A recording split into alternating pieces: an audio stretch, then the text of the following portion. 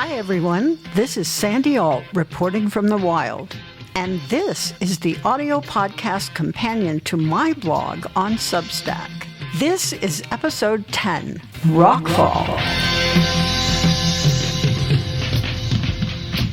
Our country is falling off a cliff. Take it from someone who has spent some serious time on craggy canyon rims and treacherous slopes. When the structure of the surface beneath you starts to erode, fast-moving landslides can literally take away the ground on which you stand. In this country, we are all perched on the edge of a crumbling precipice right now. This week, I'm going to skip the rant and start right off with a story from the wild. And then I'll come back to how it relates to the danger to our democracy. Get ready for a harrowing tale. One late afternoon in spring, my fire radio sounded with a call for our volunteer fire department to respond for a rescue. The location? A mile marker along the county highway that snaked up the side of the mountain from the plains below. The road edged alongside towering stone bluffs on one side and a precipitous descent, several hundred feet down on the other. In those days, there were few guardrails along the winding course of this climbing, mostly two-lane road. It was not uncommon for us to receive a rescue call for a highway incident, especially near the end of a workday, when commuters from the flatlands drove up the mountain towards home. And, at the same time, tourists who had been visiting the national park high up in the peaks above us were headed back down that same county highway on the unbarriered rim side, which dropped away hundreds of feet to the river below. Initially, only a handful of our team responded. Many on our crew worked outside of the valley and had not yet returned home, so a half dozen of us left the station in the engine and command vehicle, but more arrived in their personal cars on their way home and donned their gear to help. The incident occurred at midpoint on an S-curve on the drop side of that two-lane stretch of the highway. A Toyota minivan transporting young people, tourists in their late teens and early 20s from Japan who had been visiting the national park, had veered too close to the rim, and the vehicle slid over the side and tumbled down a dozen feet or so into the arms of some gnarled junipers growing out of the walls of the steep slope. The van had come alight on its side on a slender stone ledge, not even as wide as the vehicle, leaving its wheels and the base from midpoint to the rear of the van, hanging in thin air. The sliding doors had been opened on the top side, and most of the occupants of the van had gotten out and clawed their way back up the slope to stand on the side of the highway, where they waited for us, pointing excitedly into the abyss. But one young man had not gotten out in time and now stood in that opening, hanging onto the roof rack and leaning inward towards the wall of the scarp in an attempt to use his weight to prevent the van from teetering into free fall. This was the first element of crisis we spotted. Another soon became evident. A young girl's head emerged face up from the ground just above the roofline of the van. The rest of her body was trapped beneath. The first task was to stop traffic. We sent a firefighter in each direction to restrict all vehicles to rotating shifts in one direction at a time via the interior lane. This gave us the outer lane to work in. It was a hazardous challenge to control traffic on that steep, narrow road. Some folks drove too fast, and the curves made it hard to see emergency crews in advance, so it was protocol to place flares long distances on either side of an incident in hopes of slowing drivers before they arrived at the scene. It didn't always work, and it was not uncommon to have a follow-on wreck at the traffic control points. But worse was having to try to stop, even to slow, an 18-wheeler or a concrete truck or other oversized vehicle barreling down the mountain. These rigs needed significant time and space to slow and stop. It often took a whole crew of people with flares, signs, and radios to coordinate traffic control alone. Our small team breathed a collective sigh of relief when our mutual aid partners from volunteer departments in the towns above and below arrived to take on this task. We parked our engine across the road above us as a blockade to protect the team from any potentially reckless drivers as we worked. And we situated the command vehicle broadside on the downhill lane in order to use the winch on the front to help stabilize the van on the ledge below. As information officer, I ran comms while the strongest, fittest firefighters on our squad got out ropes. A team of 3 went over the side, one with a massive steel hook attached to the cable and winch on the command vehicle. Their ropes were anchored on the engine and fed by 2 guys on the top. I asked dispatch to send 2 ambulances and a tow truck, a big tow truck, like the ones that could pull a semi. We were going to need a lot of power to pick up the van from atop the trapped victim and drag the vehicle back up over the rim. I walked to the edge of the precipice as I waited for confirmation. Looking straight down, I could see more than I had from inside the vehicle. The young woman lying beneath the steel and aluminum structure looked right at me, fully aware and awake, her face pointed straight upward. But her feet, just barely visible because of the van's torqued and bent lower frame, were pointed in the opposite direction, straight down. She was contorted, one end up and one end down, and was stuck in that position. The frame of the van's roof pinned her, while the rest of the vehicle teetered precariously out over the escarpment.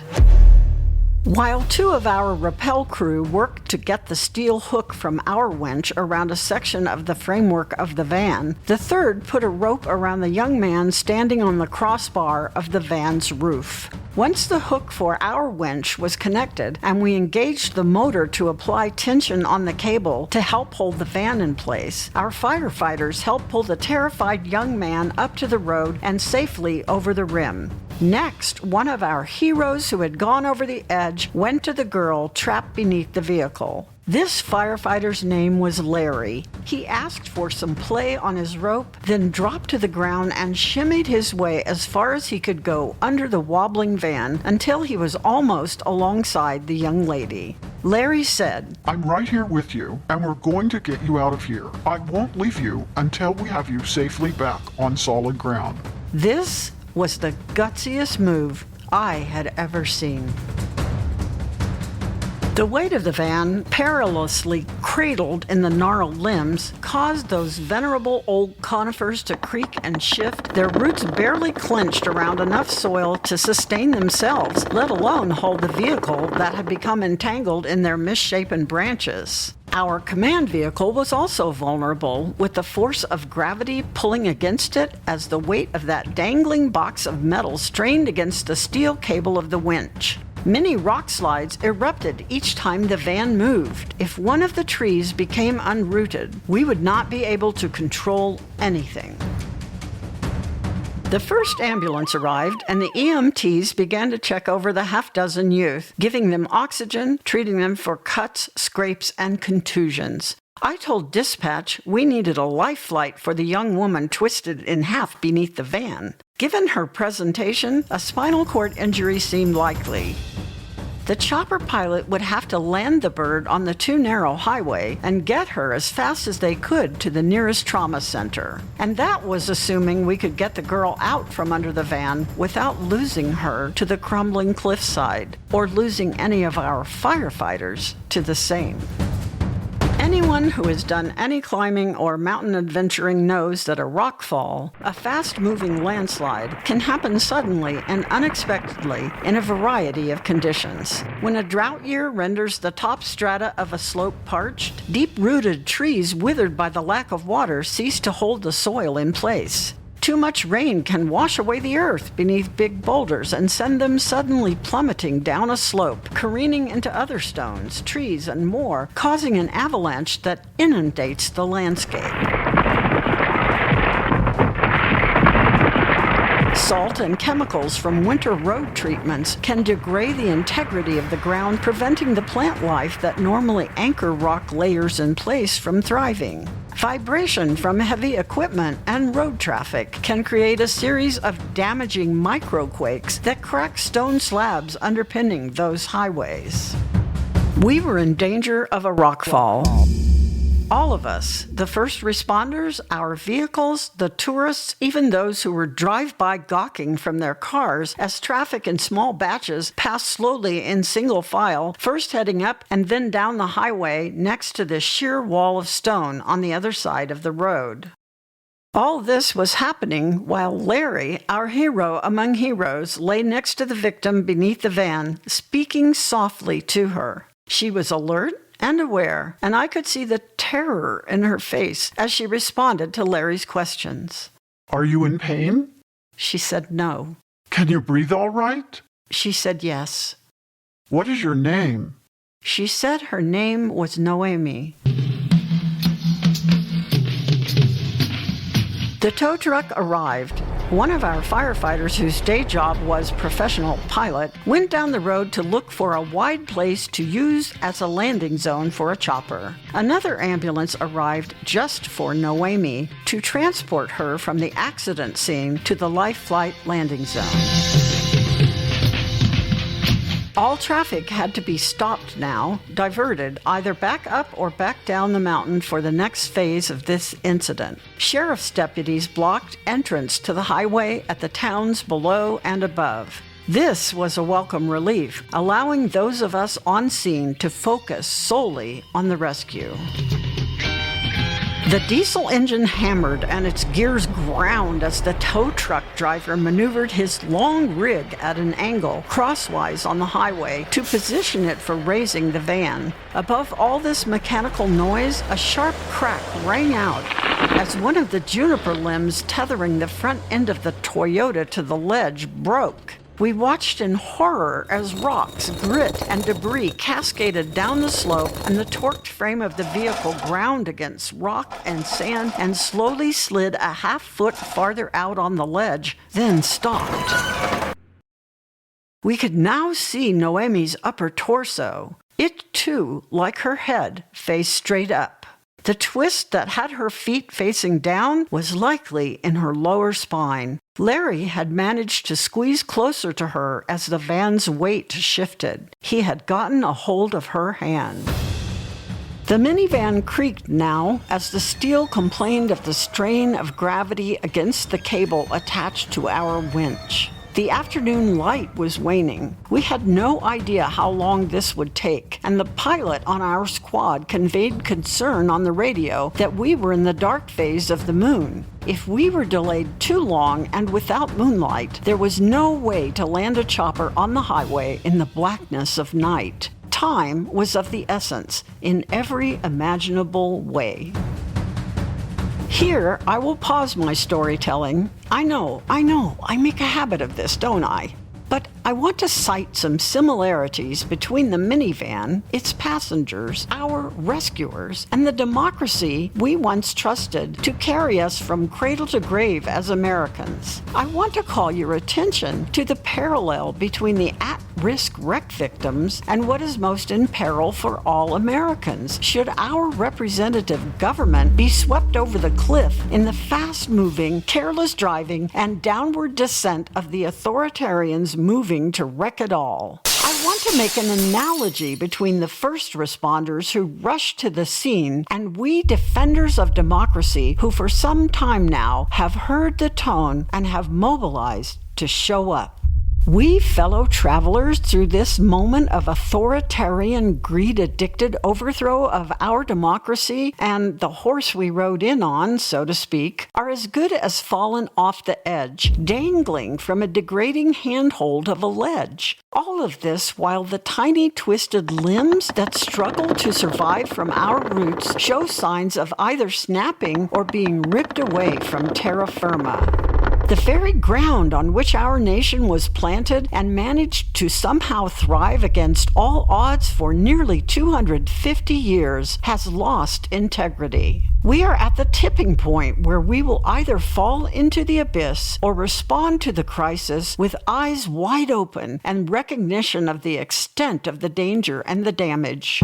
Should we come together to rescue our democracy, it will take tremendous teamwork, courage, strength, and devotion. This will mean putting ourselves in jeopardy. It will entail maneuvers we may not feel equal to, and a willingness to work together to give our all, especially when those at the forefront cannot possibly succeed without the weight and power of masses of us pulling behind them. We will have to get on top of the disaster that has befallen us, and some of us will have to get right down in the midst of the most danger, while the rest of us will have to hold the lifeline to keep the most heroic alive.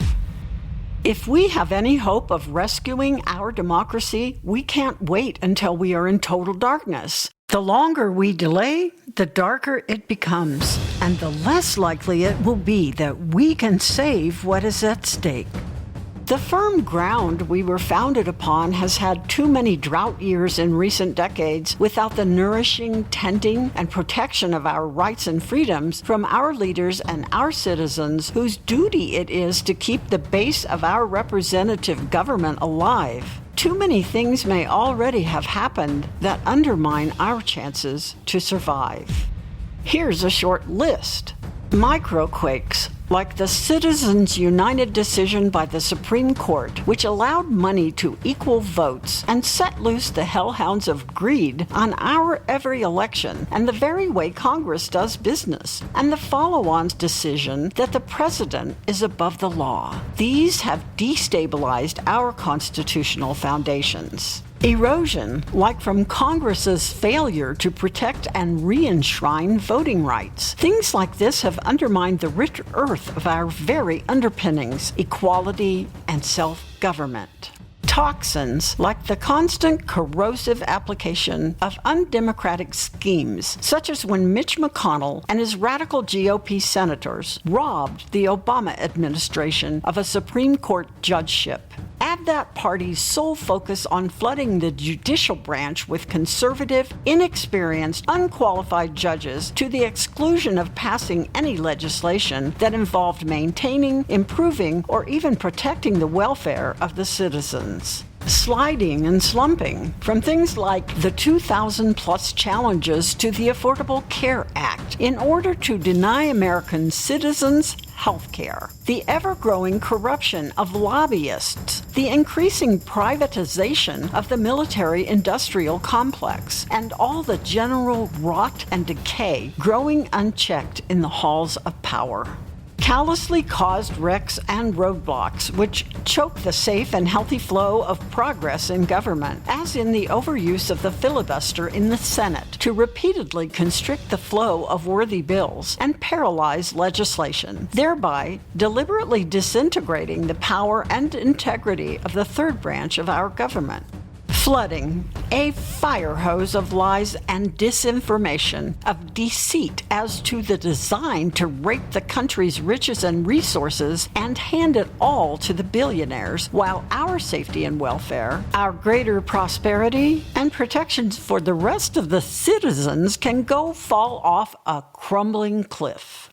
Yes, we are in the midst of an erupting rockfall. Democracy, thanks to the citizens relinquishing the wheel to those who care little about our welfare, has wandered well away from the path we originally set out on and has gone over the edge. Now, our democratic republic is caught on the slimmest ledge and the soil is eroding. The trees whose limbs still cradle us are malnourished, and our roots in the Constitution, in the way our founders paved for us, are pulling loose from the poisoned, starved, and degraded strata on which they once thrived. We are about to fall off the cliff into the apocalypse of one of the most egregious, fast-moving, all-encompassing, oligarchic hellscapes ever created. The drivers of this are greed-addicted hellhounds without a hint of humanity.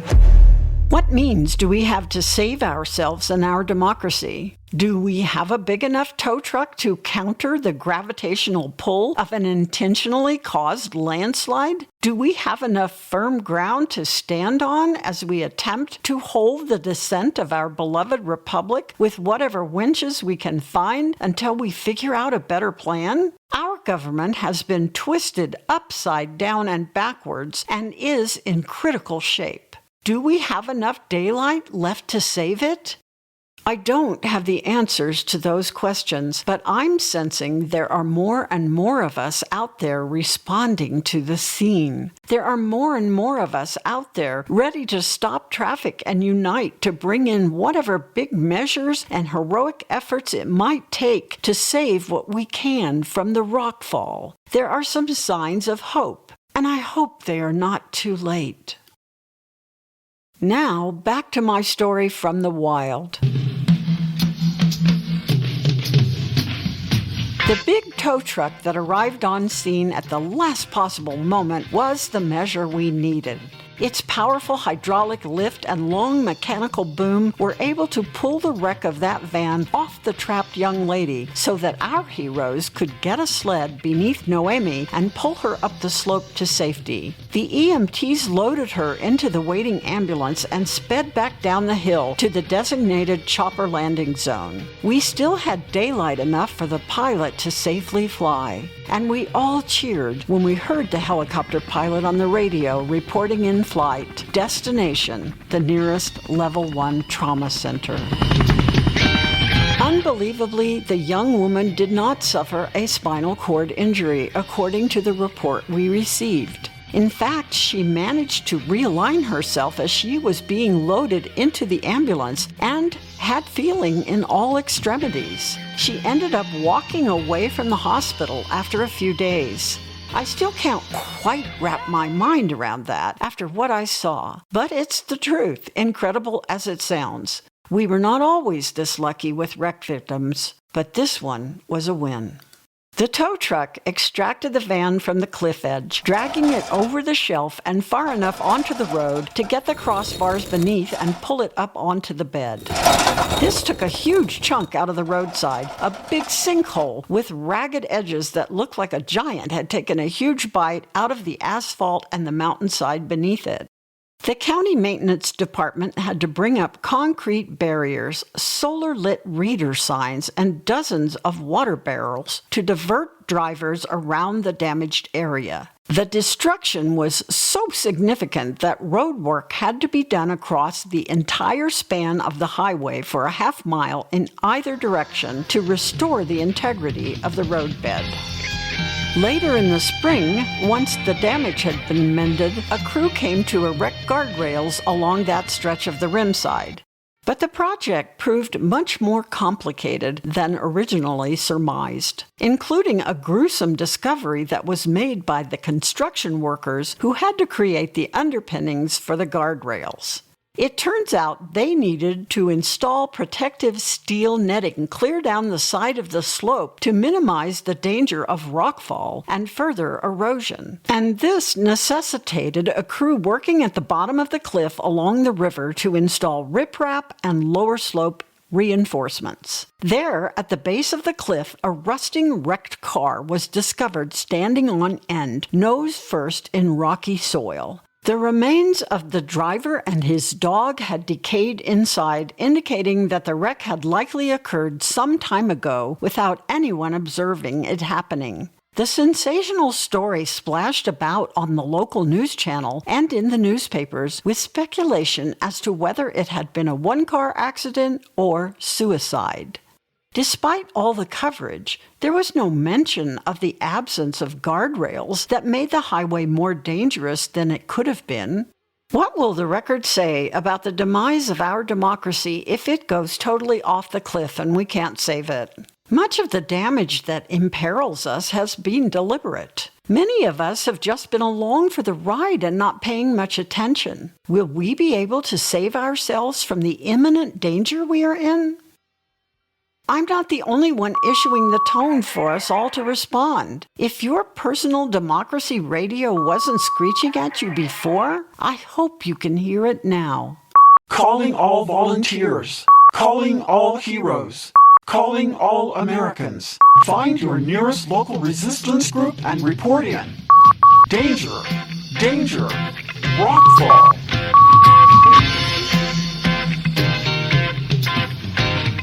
This has been Sandy Alt reporting from the wild.